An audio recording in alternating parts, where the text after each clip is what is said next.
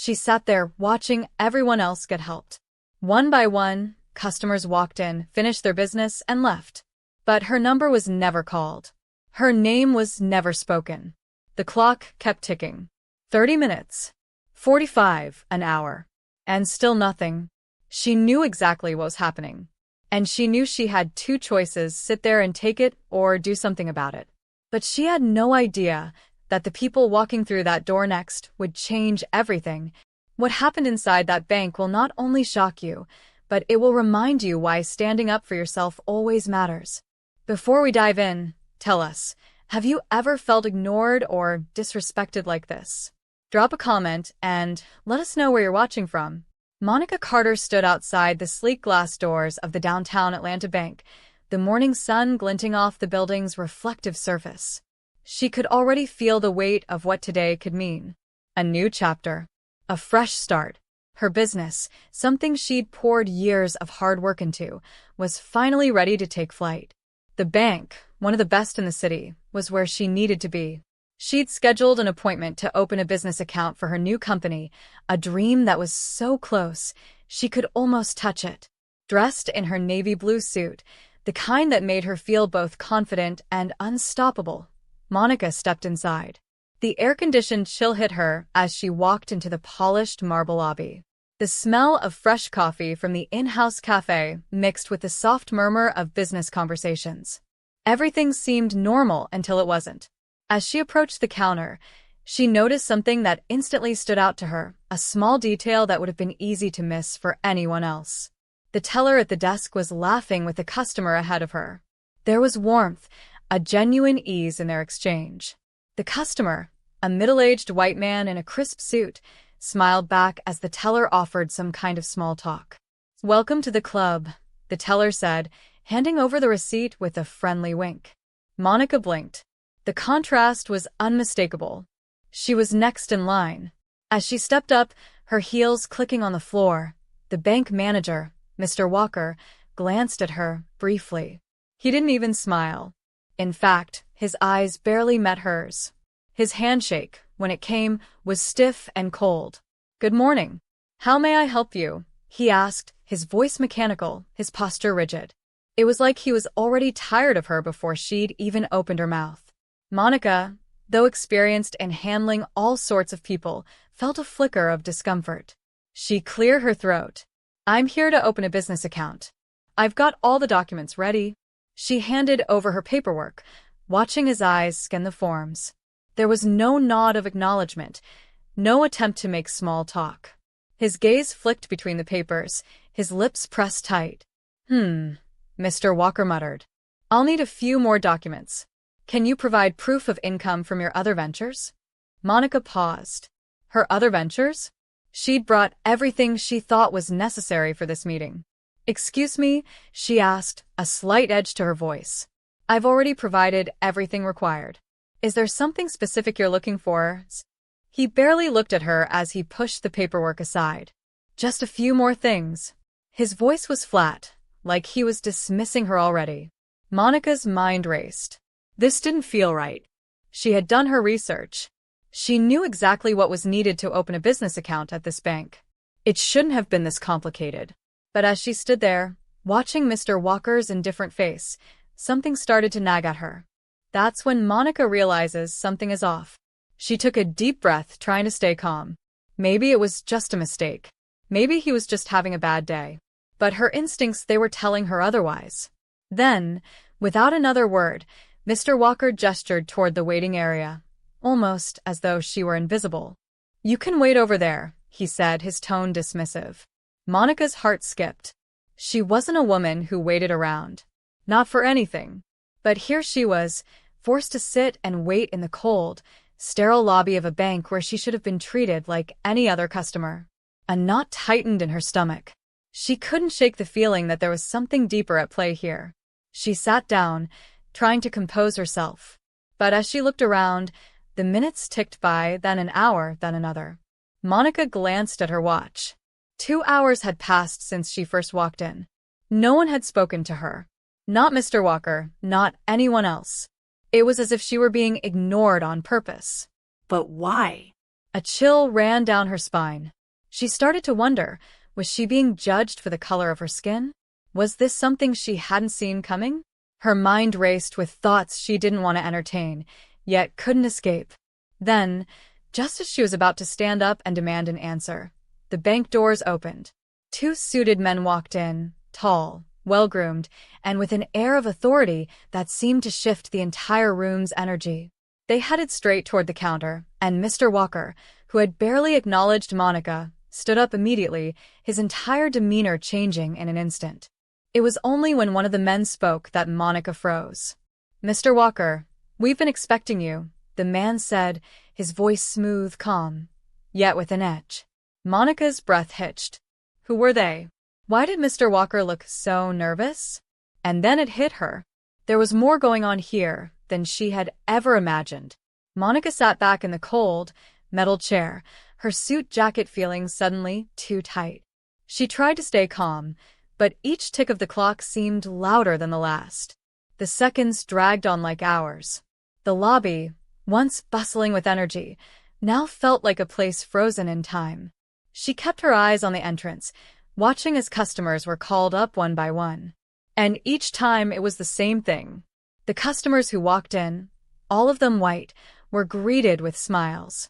Their transactions were smooth, quick, and efficient. No hesitation. No pushing papers aside for more documents. They were treated like they belonged here. And yet, there she sat, Monica Carter, being ignored, pushed aside, told to just wait like she was an afterthought. A few more customers came in, all of them white. The bank staff moved with a quiet urgency as they greeted these customers, handling their needs without a second glance in her direction. Monica could hear the polite conversation, the small exchanges, the casual pleasantries. But not for her. For Monica, there was nothing but silence. Her eyes kept flicking to the clock on the wall. The seconds ticked by. The minutes felt longer than they should. She checked her phone, but there was no change. Nothing. 15 minutes passed. Then 30. Still nothing. Not a word. Monica's patience was wearing thin. She had worked too hard to get here. Too much was riding on this moment for her to just sit and wait. She could feel her frustration building, a knot in her stomach tightening with every passing second. Finally, she stood up, straightening her suit jacket. Her heels clicked across the marble floor as she walked to the counter. She was determined to speak up, to get an answer. Mr. Walker was at his desk again, barely acknowledging her presence. The same cold indifference. The same stiff posture. She cleared her throat and spoke, her voice calm but firm. "Excuse me, sir. Could you give me an update? I've been waiting for quite a while now." He glanced up at her, the briefest flicker of recognition in his eyes before he waved her off. "Just wait, ma'am," he said, his tone dismissive. Monica's hand clenched into a fist at her side. She wanted to say more, but something inside her stopped her. She could feel the tension in the room, the eyes of the staff avoiding hers, as if they were all somehow complicit in this growing injustice. But she wouldn't let it slide. She refused to. The bank was full, but Monica felt alone. Every time she looked around, she saw staff members avoiding her gaze. The tellers were all busy with other customers, but their attention was focused elsewhere, never on her. She was invisible to them. Completely invisible. Monica felt a cold rush of anger. The kind of anger that builds slowly over time, like a storm gathering in the distance. The more she thought about it, the more she realized how absurd this situation was. She was a successful businesswoman with the right documents in hand, and yet she was being treated like she didn't matter. But then, she noticed something that made the hairs on the back of her neck stand up. One of the tellers, a woman with short blonde hair and a tight ponytail, was speaking to a man who had just walked in. She smiled at him, offering the kind of friendly conversation Monica had seen earlier, the kind that never came her way. The man looked around, just briefly, before walking up to the counter without hesitation. No forms needed. No questions. He was immediately helped. Monica's heart raced as she watched. She had seen it all before, people walking in, getting immediate attention. But not her. Not once. She could feel the anger rising again, bubbling beneath the surface. This wasn't just a mistake. This wasn't just bad service. It was something more. Monica took a deep breath. She was done being quiet. "Excuse me," she called out, her voice louder now.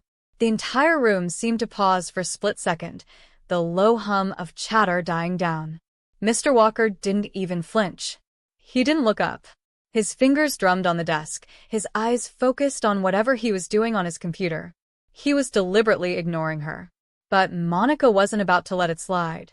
"Is there a problem?" she asked again, her voice sharp now, carrying a weight of authority that surprised even her.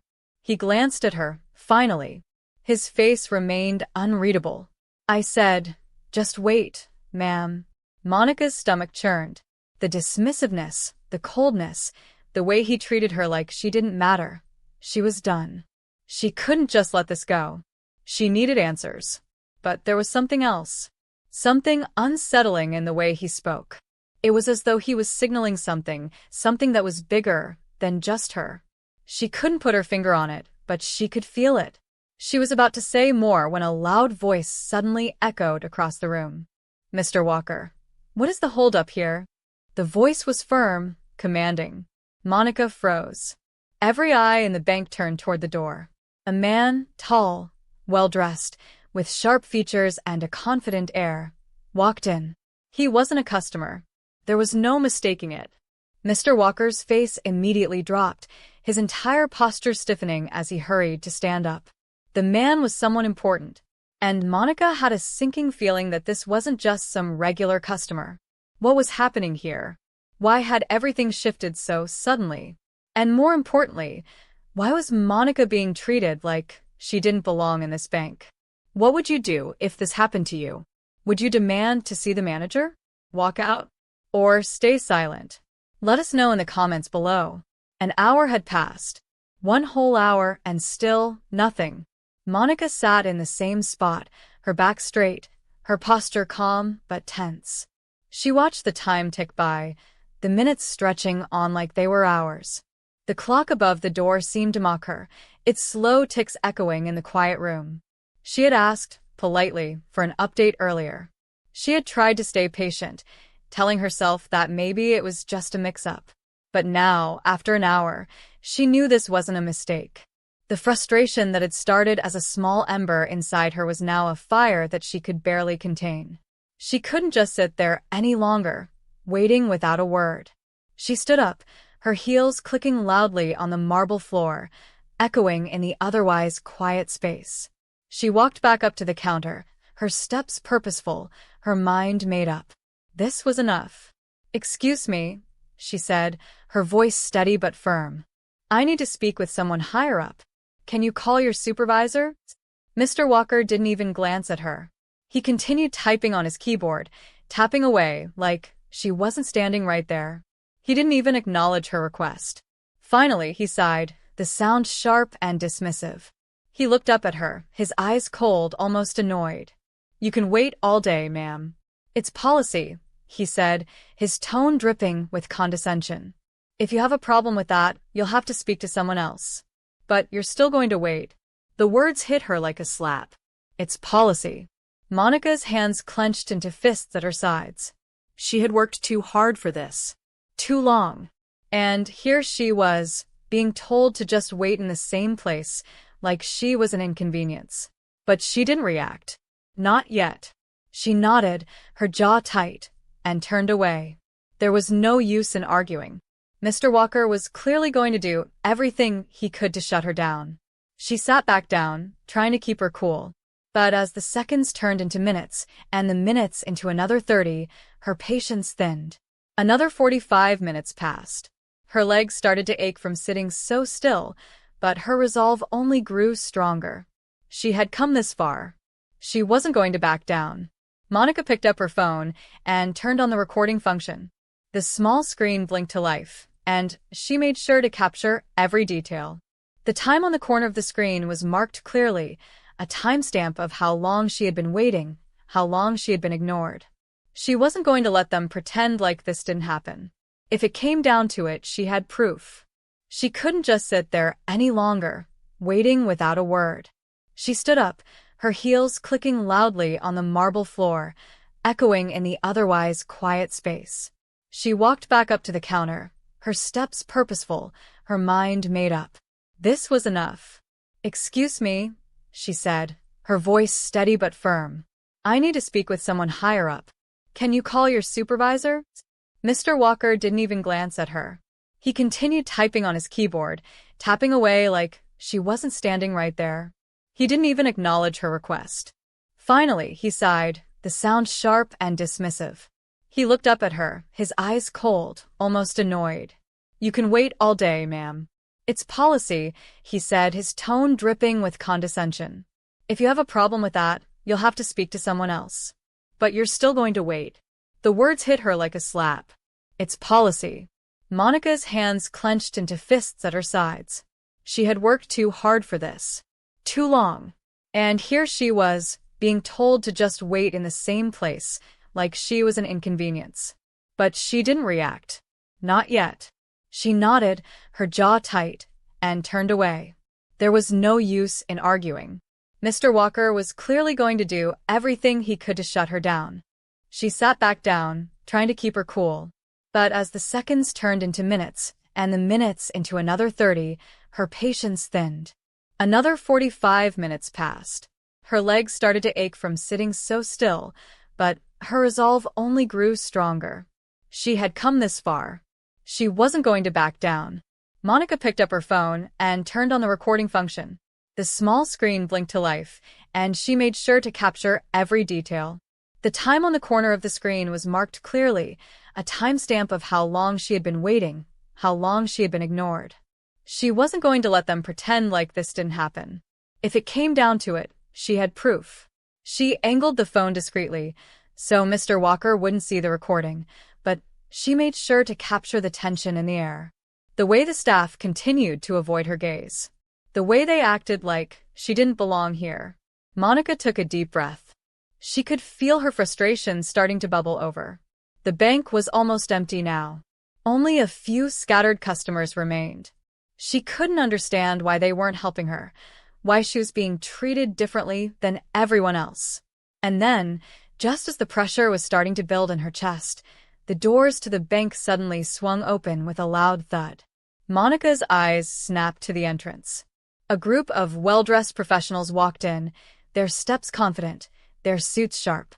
There were at least 5 of them, 3 men and 2 women, and they looked like they owned the place.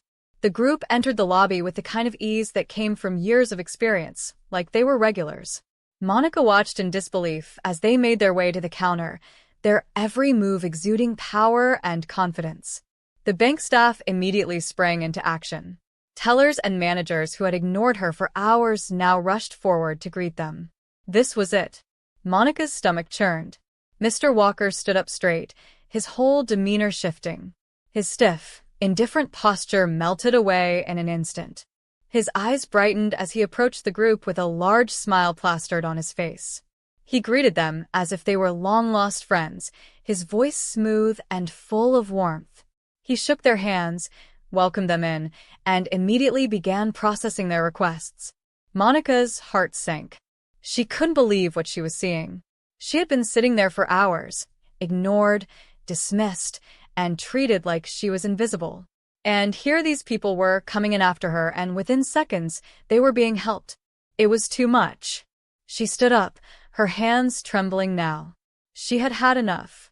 Her phone was still recording. Her mind raced. Why was this happening? Why had no one helped her? What was going on behind the scenes?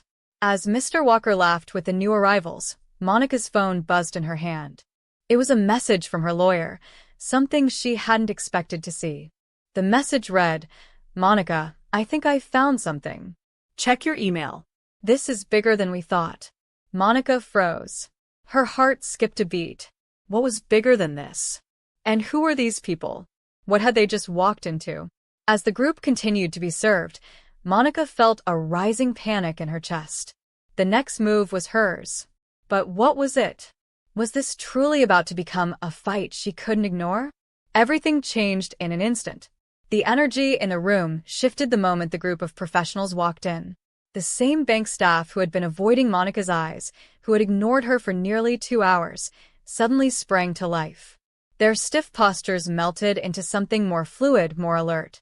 Their indifference was gone, replaced by eager smiles and quick movements. The bank tellers straightened their uniforms. Their eyes darted toward the newcomers, then at each other, as if silently confirming what they all already knew. These weren't just any customers. But the biggest shift happened with Mr. Walker. He moved faster than Monica had ever seen him move. Without hesitation, he stepped away from his desk, brushing past her like she wasn't even there. His whole demeanor changed. The smug arrogance, the cold indifference, it vanished in a heartbeat. His lips stretched into a wide smile, the kind that seemed foreign on his face. His voice, once dry and dismissive, was suddenly warm, almost rehearsed. "Gentlemen, ladies, welcome," he said, his tone eager, too eager. Monica felt her stomach twist. She watched as he rushed toward them, his arms outstretched in greeting. It was as if he had been waiting for this moment all day. The group of professionals exchanged nods, some shaking his hand, others giving polite smiles. They carried themselves with an air of authority, their presence alone enough to command attention. And then something else happened. The bank staff, people who had pretended not to see Monica for the last 2 hours, started whispering among themselves.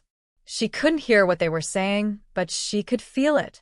The tension, the sudden urgency. Something wasn't right. Her fingers tightened around her phone, which was still recording. She had expected to catch a case of bad customer service, maybe some outright discrimination, but this felt bigger.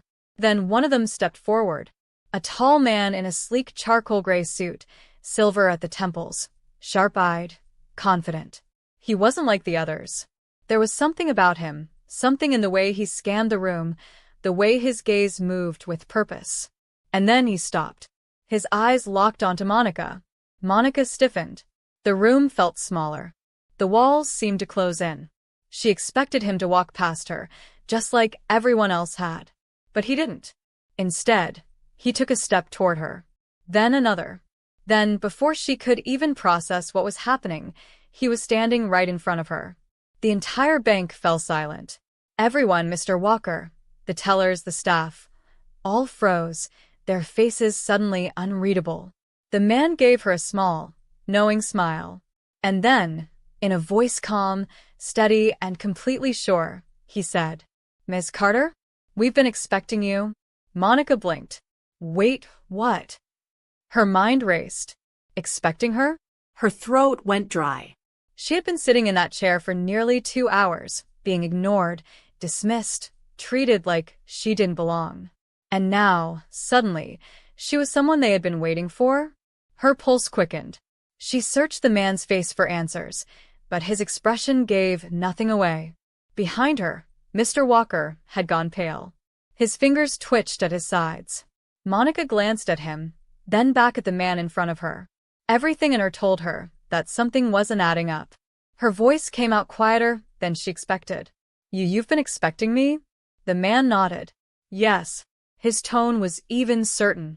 And then, he reached into his suit pocket and pulled out a folder. He handed it to her without hesitation. Monica's hands trembled slightly as she took it. She flipped it open, and what she saw inside made her entire body go cold. The papers, the documents, her name. It was all there. And, at the bottom, a signature. But it wasn't hers. Monica's breath caught in her throat. Her vision tunneled. Her entire world shifted in that single moment. She slowly lifted her gaze, her heart hammering in her chest. The man was watching her closely, waiting. She swallowed hard. Because now, she wasn't just confused.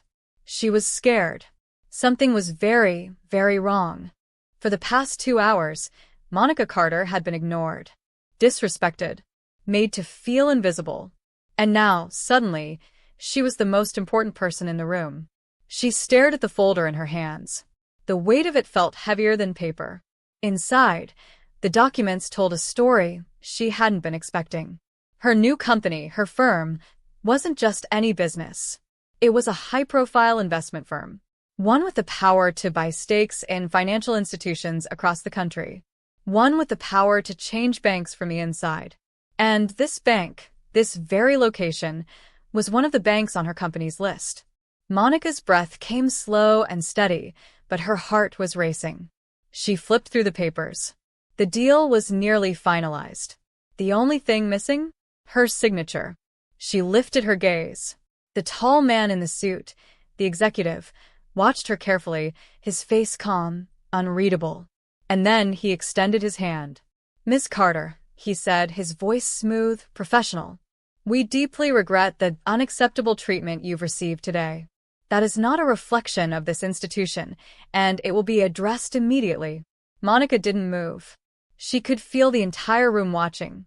The staff, the tellers, the customers who were still lingering. And most of all, Mr. Walker. She turned her head slowly to look at him. For the first time, he wasn't smirking. His usual arrogance, the confidence he had when he brushed her off, when he made her wait, when he looked through her like she wasn't worth his time, was completely gone. His face had gone pale. His mouth hung slightly open, but no words came out. His hands, once so quick to wave her off, so eager to dismiss her, were now trembling at his sides. Monica could see it happening in real time. The realization, the panic. He had made a mistake. A mistake so big it could cost him everything. Mr. Walker swallowed hard. His throat bobbed. He took a shaky step forward, his voice uneven. "MMS, Carter, But he didn't get to finish. The executive turned his head slightly in Mr. Walker's direction, his expression darkening. "There's nothing you can say that will fix this," he said simply. Mr. Walker shut his mouth. The air in the bank felt suffocating. Monica slowly closed the folder in her hands. She looked around, at the staff, at the customers, at Mr. Walker. The same people who had ignored her, avoided her, made her feel like she didn't belong, were now waiting for what she would do next. She turned back to the executive, finally reaching out and shaking his hand. A firm handshake, a silent agreement. Mr. Walker took a small step back. Because now he knew. The woman he had treated like nothing was actually everything. The executive smiled. "Shall we discuss the future of this bank, Ms. Carter?" Monica lifted her chin. And for the first time since she walked in, she smiled. The air in the bank was thick with silence. No one moved. No one spoke. Every eye was locked on Monica. And then the executive turned. His sharp gaze landed directly on Mr. Walker. A moment stretched between them. A moment that felt heavier than all the time Monica had been forced to wait. And then he asked the question. A question that cut through the silence like a blade. "Is this how you treat potential partners? Or just certain customers?" The weight of those words crushed the room. Monica felt it. Everyone felt it. Mr. Walker's mouth opened, then closed. His face, already pale, lost even more color. His throat bobbed as he swallowed, his hands shaking at his sides. "And no, sir, I had no idea. I didn't realize who she was." His voice trailed off, weak, pathetic. The executive raised an eyebrow. Who she was? He let the words settle. And if she wasn't a major investor, then what? She'd still be sitting there? Still waiting. Mr. Walker's breath came short and fast. The bank staff, once so quick to turn away, now stood frozen, watching. The executive turned to one of them. "Pull the security footage," he ordered, his voice steady, controlled. "I want a full report on how Miss Carter was treated today. Every delay, every excuse." A teller, who had ignored Monica earlier, gave a quick nod and hurried away, not daring to argue. Mr. Walker took a shaky step forward. "Sir, please." But the executive held up a hand. "Step aside." The words were calm, absolute. Mr. Walker flinched. His lips parted as if to protest, but he seemed to realize there was no point. This wasn't a discussion. It was a sentence. Slowly, stiffly, he stepped back. He wasn't in charge anymore. He wasn't the one with power. Not here. Not today. Monica, standing tall, her shoulders back, her presence commanding, finally stepped forward. She stopped just a few inches from Mr. Walker. For the first time, he had to look up at her. And in the quiet, steady voice that had never wavered, "Not once," she said. 2 hours was a long time to wait, wasn't it? Mr. Walker blinked. His face twisted, like he wanted to respond. But there was nothing left to say. Because he knew. She had waited. And now? Now it was his turn. Monica didn't wait for a response. She turned, walking toward the exit. And as she moved, every single person in that bank watched her. Not with indifference. Not with dismissal. With respect. With regret. With realization. The heavy doors swung open. The sun poured in. And as Monica stepped outside, she didn't look back. Because karma had already done that for her. And that, my friends, is why respect should never depend on appearances. Mr. Walker thought he had power until the truth was revealed. But what do you think? Should he be fired? Or was it just a mistake? Let us know your thoughts in the comments. If you have learnt one or two lessons from this story, hit that like button, subscribe for more amazing stories, and share this video to spread awareness. Thanks for watching.